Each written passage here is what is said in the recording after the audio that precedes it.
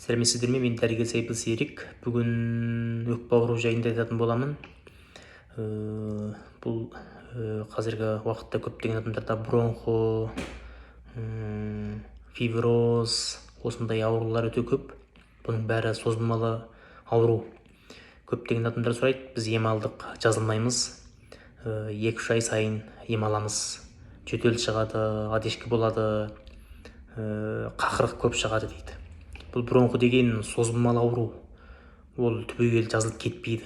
Тек қана бұның қабынуын басып, суықтан қорғанып, өкпені лас ауадан, суықтан қорғау керек.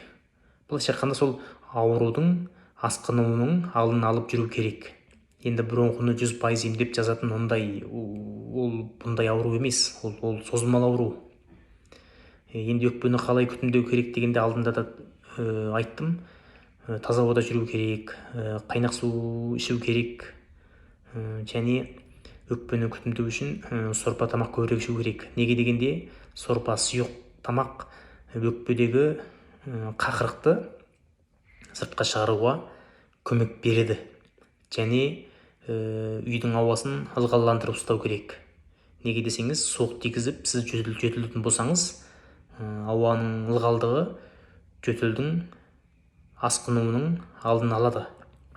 Және сақырғың жоқ болса, чайға немесе қайнақ суға бал қосып ішкен дұрыс. Себебі балда жөтелдің асқынуының алдын алады және қақырықты шығаруға көмек береді. Енді өкпені күтімдеу үшін шөп-дәрі ішсе болады, бірақ дәрігердің нұсқауымен шөп-дәрі қабылдаған дұрыс. Келесіде осы шөп-дәрілер, өкпеге пайдалы шөп-дәрілер жайында айтатын боламын. Егер де менің осы кеңесім ұнаған болса, менің осы YouTube каналыма тіркеліп кетіңіздер. Алдын ала рахмет.